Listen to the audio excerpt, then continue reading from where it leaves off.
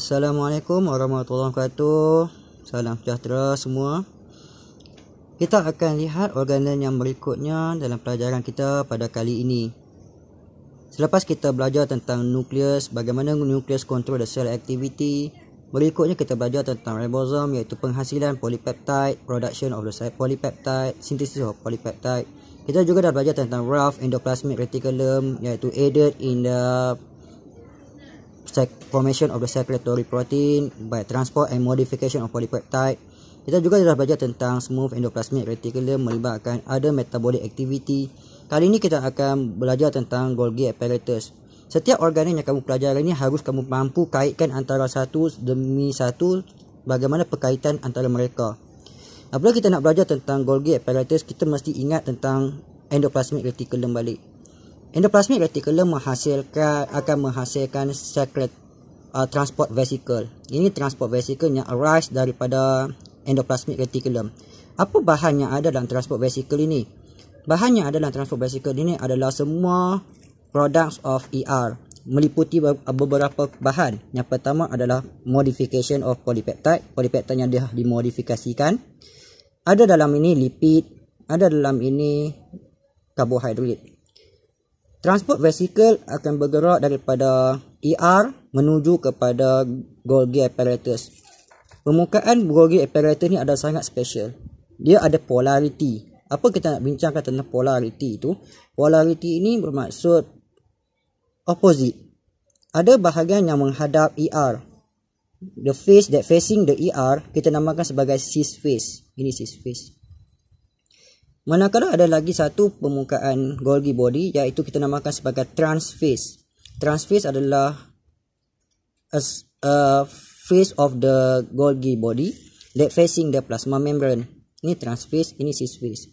So transport vesicle that contain the products of ER akan fuse dengan cis face of the Golgi apparatus. Nampak ya? Dia akan fuse. Saya guna perkataan fuse. Saya tak gemar kamu berkata perkataan bind ataupun combine.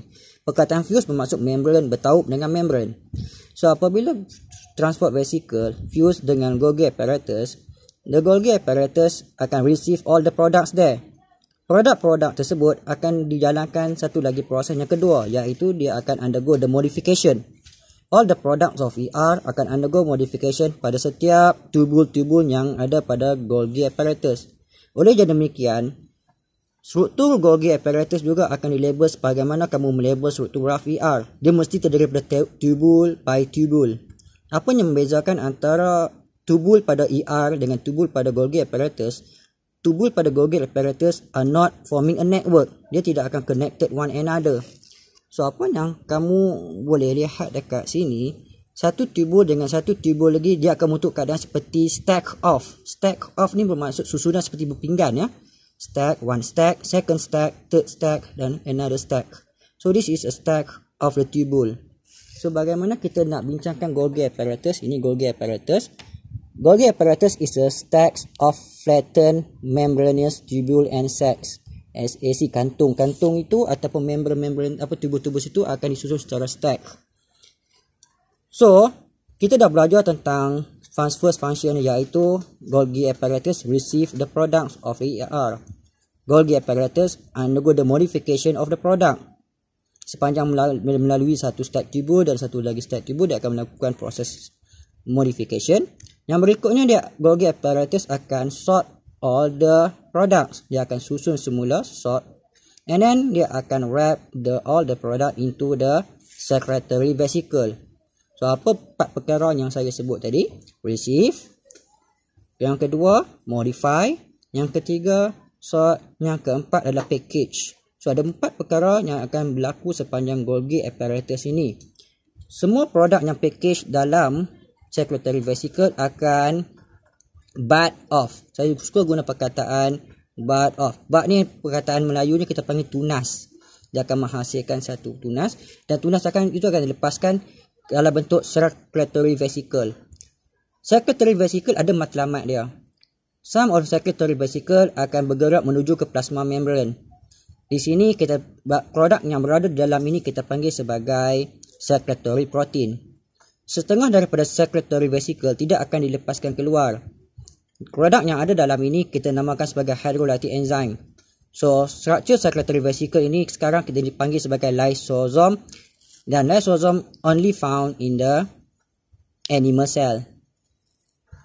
So, mari kita tengok bagaimana kita nak bincangkan dengan lebih detail tentang function of Golgi apparatus. So, function of Golgi apparatus ini adalah modification of the protein ataupun product of ER. Yang berikutnya sorting of the product. And then saya kata tadi dia akan package to be released in the vesicle. Baik, itu adalah Golgi apparatus. Selepas kita belajar tentang Golgi apparatus, automatic kita kena faham tentang lysosome. Lysosome juga adalah single membranous organelle. Seperti mana Golgi apparatus, lysosome juga adalah single membranous organelle. Lysosome is an organelle that only found in the animal cell. Apa yang ada dalam lysosome ni adalah hydrolytic enzyme. Dan hydrolytic enzyme ini akan diliputi oleh single membrane organelle dan dia sangat penting untuk 3 perkara. Yang pertama adalah menjalankan proses intracellular digestion. Perkataan intracellular digestion maksudnya digestion yang berlaku di dalam sel. Kamu jangan confuse dengan digestion yang berlaku dekat small intestine ya. So yang kedua adalah autophagy, di mana lysosome ini akan menggunakan hydrolytic enzyme-nya to recycle the worn out organelle. Ataupun kalau bahasanya mudahnya tak guna perkataan worn, the hydrolytic enzyme will be used to recycle the damaged organelle. Yang ketiga adalah autolysis, yang mana kamu nampak self destruction of the cell, seperti mana kamu nampak yang berlaku kepada ekor berudu sepanjang proses dia menjadi katak. So itu adalah function lysosome. Selesai kita belajar tentang organelle, sebelum kita masuk kepada mitokondria dan chloroplast, saya akan ulang kembali pelajaran kita. Saya banyak bincangkan tentang nukleus dan ribosom, di mana kedua-dua organel ini penting untuk jalankan sel aktiviti. Saya juga terbincangkan tentang endoplasmic reticulum, smooth dengan rough. Berikutnya saya mengajar kamu tentang Golgi apparatus. Yang ketiga saya mengajar kamu tentang lysosome. Ketiga-tiga organel saya perlu mengajar kamu secara serentak sebab dia adalah penting untuk endomembrane system. Endomembrane system ini menggunakan single membranous organelle, di mana kamu belajar bagaimana perkaitan daripada polypeptide menjadi secretory protein. So itu sahaja untuk kita belajar tentang organel-organel ini.